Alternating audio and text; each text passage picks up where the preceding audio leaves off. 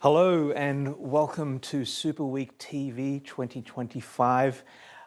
In this first episode, we are opening up with a topic on marketing technology and the future of product innovation. My name is Jomar from the brand leadership community, and I have with me three esteemed gentlemen: Eddie from Jentis, Serge from Stape, and Matt from Conductrics. Welcome, gentlemen. So we're talking about marketing technology, and I just want to go around with you guys and explain your roles. You know, Eddie, you have a product focus working with channel. Serge, you're working with sales directly with, and Matt, you're really focusing as a co-founder. So from before, way back in the genesis of your brand until today, and really a part of that steering of where the product, how it needs to develop. But if we can start with you, Eddie, welcome. Thanks for having me. And tell us a bit about your role and how that's evolved in terms of what your role is, even though it might be a small part of your role, innovating the product or giving feedback. Or what? Yeah, because I'm Product Insights Manager at Jentis. Jentis is a data capture platform. And part of my role is to ensure that, particularly when we're working with partners who are one of our channels, the market, go-to-market channels, is that the product is meeting the requirements of their customers. So there's a lot of talking, surveys, meeting and greeting with partners, for example, and just trying to find out what is it their customers require. Is Jentis meeting that requirement? And also, and this is one of the reasons why we do a lot of measure camps and Super Week, etc., is to try and see where the market is going, what the requirements are 18 months down the line, for example, and try and map those to what we're developing and what the feedback we're getting from our customers as well, to ensure that we are keeping pace with what's happening in the sector, and ideally that we're trying to get in front of what's happening in analytics and digital space. Yeah. So in that respect, what I do is I try and the insights I get back should feed into the development of the product and us being at the forefront of the next breakthrough or whatever. Yeah, and for you, Serge, I mean, you're at the end of, okay, you have the product, you're going to market, and you're talking directly to the customers or maybe the channel. How do you take on the customer feedback? It's probably your primary role is more to get it out there. What's your experience with rolling out new products or getting feedback from customers? Yeah, it's kind of similar to what Eddie described, right? It's like, for us, it's also really important to get the real feedback from our customers, from the community. That's why we also go to as many conferences as possible, especially the good ones, right? Like the Super Week and a lot of measure camps. So yeah, it's really about getting that feedback on time, passing it to the team, passing it to the right parties, to the right departments, and making sure you act on time to deliver. So us having 100,000 clients at this point, it's always a challenge to keep up with that standard of being at the forefront of the innovation when it comes to server-side tracking, all that stuff. And yeah, it's really important to get the feedback from everyone. That's basically what I do. That's basically what the team does. And it seems like you're a growing company, but you're still at the size where you can still communicate with each other. Yeah. Most of the time, yeah. Yeah. So from the sales perspective, do you get? Do they take your feedback on board, or do you get a bit of pushback sometimes? I mean, how is it? Yeah, I mean, it's probably with any product company, right? So you talk to some people, and you think that those people are really persuasive in what they are saying. That that's the new thing. We really need to concentrate on that. And then you go to developers, then you go to the CEO, to the core team. You say, hey guys, I got this idea. Here is this and that. They're like, maybe we'll push back on that. Maybe later. We got priorities right now. But yeah, most of the time, the feedback is really welcomed, and it's taken great. Yeah, and for you, Matt, I mean, it's great having you here because being a co-founder of Conductrics, you've been in the product before it was a product. What was your mindset from the beginning of developing your company? You obviously saw that there was a gap in the market. So it was about not just innovation, it was creation, right? And now you're moving into innovation. You want to give us, and you made a really interesting comment, yes, I've made all the mistakes. Do you want to give us a quick overview of your Sure. perspective? Yeah, and I definitely haven't made all of the mistakes. There'll be more mistakes to make. That's how it is. I think I've transitioned from the beginning. I think one of the mistakes one can make is to be overly focused on what you think is going to be good for the client. And so it's like you have to bring a point of view. I think the main thing for us is to have a point of view, a well thought out point of view, but ultimately is to have empathy and sort of being intentional about focusing on the customer. And so for us, we think about, we're relatively small and we focus on building long-term relationships with our clients. And so having a longer term view means that we really get most of our feedback from servicing our customers, and so we hear like what their needs are, and we'll usually prototype something with like a client to make sure that it's working for them, and so it's robust, and then we will roll it out. So there's sort of like two dimensions on how we think about how we want to innovate. One is just to fill clients' needs, and we hear a lot about that from like our servicing of them. But the second is really sort of thinking about the marketplace. So for us, I made the mistake early on thinking about what a good solution was and then trying to offer the solution, as opposed to now I really think that it's about being much more humble, and it's really having a better idea of what our customers actually need. And so actually we've made things less complex, and we always are trying to make something more simplistic. So I think there's a lot of innovation in being able to provide the customer's needs while doing it in the simplest way possible, which is sort of different than marketing focus, which often is trying to sell complexity. You sort of like sell the next best thing, even if it actually doesn't really help the customer so much, which is why we're focused on sort of the privacy side of things. And our whole architecture is, the innovation is to be compliant with sort of privacy by design. And you mentioned you also have the customers that you'll probably develop the early beta level. How do you get to the point where you can identify a client to say, hey, can you take this step into the unknown with us? Is that... We have high touch with our clients, so part of even though we're products, where we model ourselves more, I guess, on hospitality in a way. So it's a lot of it is there's the delivering of the service, but then there's also how the service makes the client feel. Like, do they feel safe? Do they feel like they can come to us?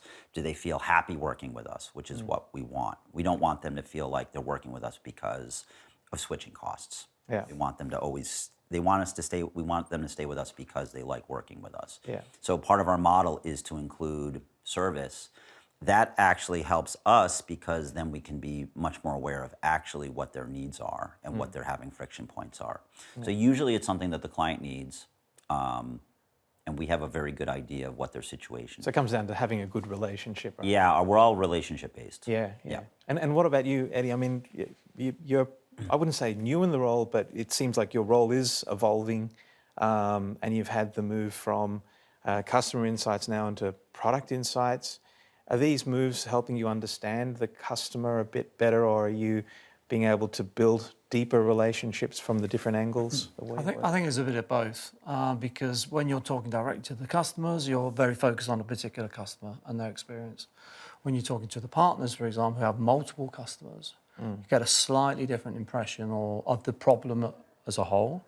So you go from the very specific to the more general, and I think that helps when you then bring in the market and what you're learning at Measure Camp, Super Week, to be able to broaden that focus, single focus from customer into a more broader market focus. But my role is also, I come from a community background. I was a community manager in software, and there's still an element of community involvement, engagement as well.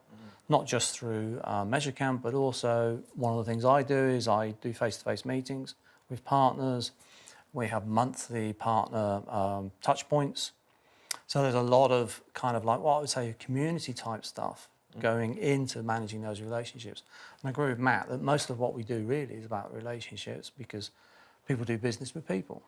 And it's ultimately it's a very focused relationship-based focus for the role. And I think that's one of the things which may differentiate us from some of the very big brands, where customer support is kind of much more automated and it's more impersonal, whereas with a smaller company, it's much more face-to-face. And I think that's one of the things that helps us.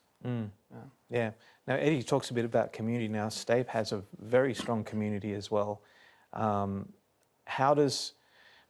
the community can be great for a number of things. It can be good for retention and the customer lifetime value.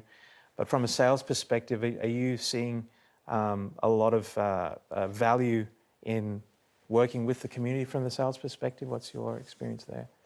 To be honest with you, like in my specific case, like I'm super lucky that the community does a lot of stuff for us. So they are being the advocates of the product. They are being like the champions, basically, right? So they rely the value of the product. They rely certain use cases. They come up with it every time, right? So like sometimes you just need to support the stream of thoughts that some people have like in the community, because like even coming here, a lot of people already know Stape, work with Stape, use Stape. And you don't need to like tell them, hey, this feature is great, that feature is great, you should try that. They already tell you, yeah, we've tried that, that really works, thank you for that. So really that community feedback matters a lot to us. The engagement of the community also matters a lot to us.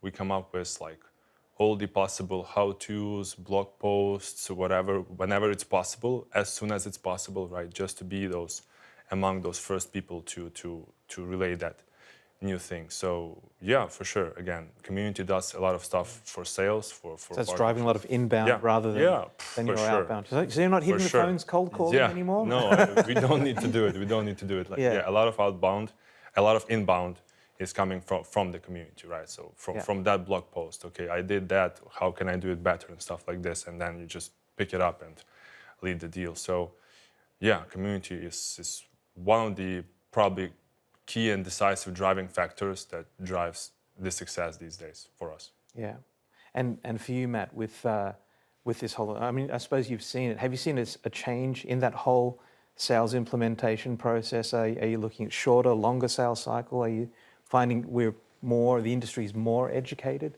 Oh, well, for us, we have a fairly specific sort of niche, and so the companies that we work with tend to be larger organizations, and so that tends to be a much longer.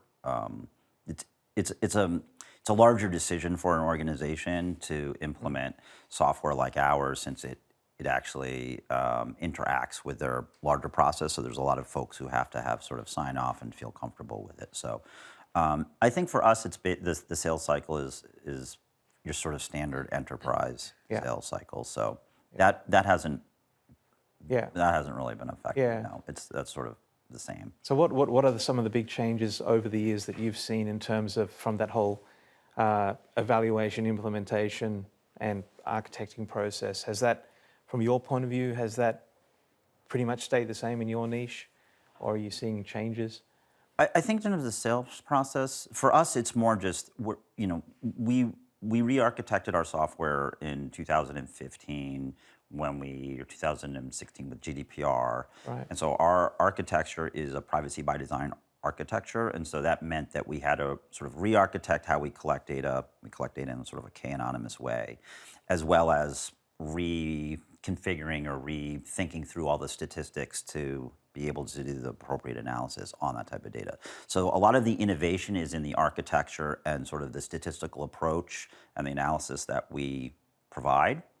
And actually, we just put a paper up on archive, so if anyone's interested in looking at A/B testing with k-anonymous data, you can take a look at that. We publish that. So that type of innovation we do, sort of like a thought innovation.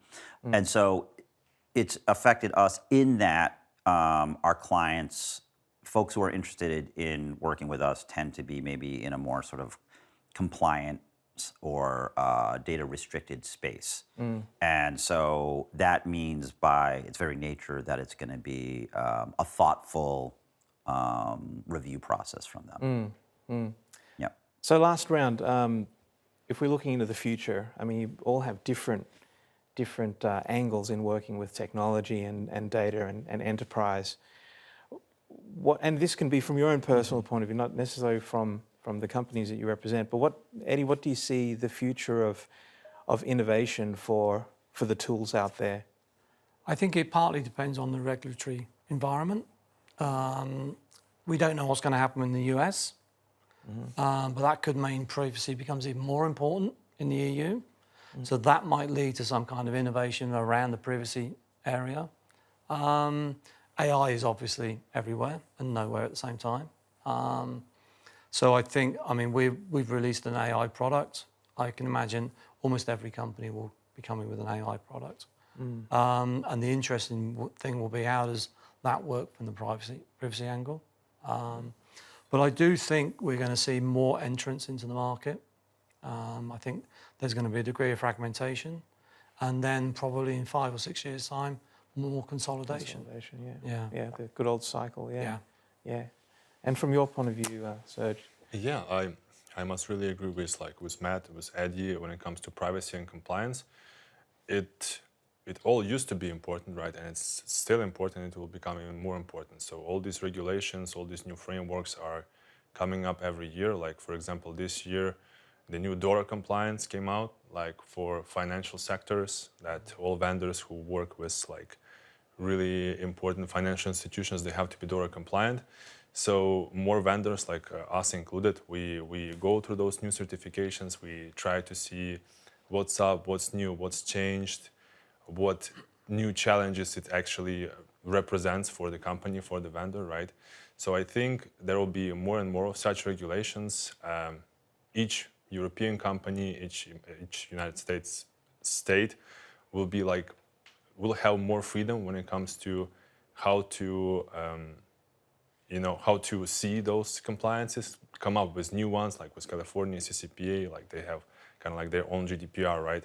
So I think it will become even more and more common. And our case, our task as a product, as like new solutions coming up to the market, is to make it as easy as possible. Because like right now, sometimes it's hard, right? Because companies, they come to you and they say, hey, we saw that you are like GDPR compliant, right? So if we use your product, are we going to be GDPR compliant, right? So it's also about explaining what's happening to them, right? Most of the time. So I think our task, and it should be the new thing, right? To make it more affordable, to make it more easier to understand for the clients in the future years. And for you, Matt, how do you see the future is innovating Conductrics? Is it, I mean, there's obviously there's a lot of work for us to do. So in our space is just extending the privacy by design to additional features. And so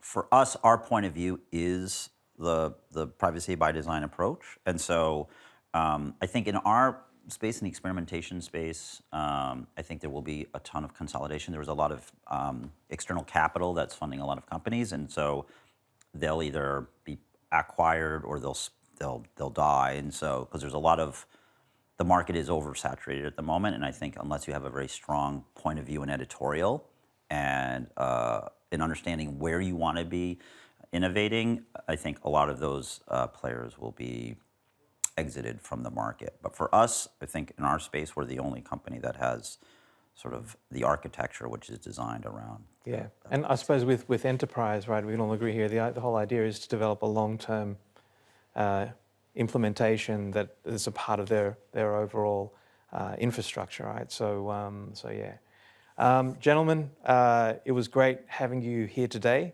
Hope you enjoy the rest of Super Week.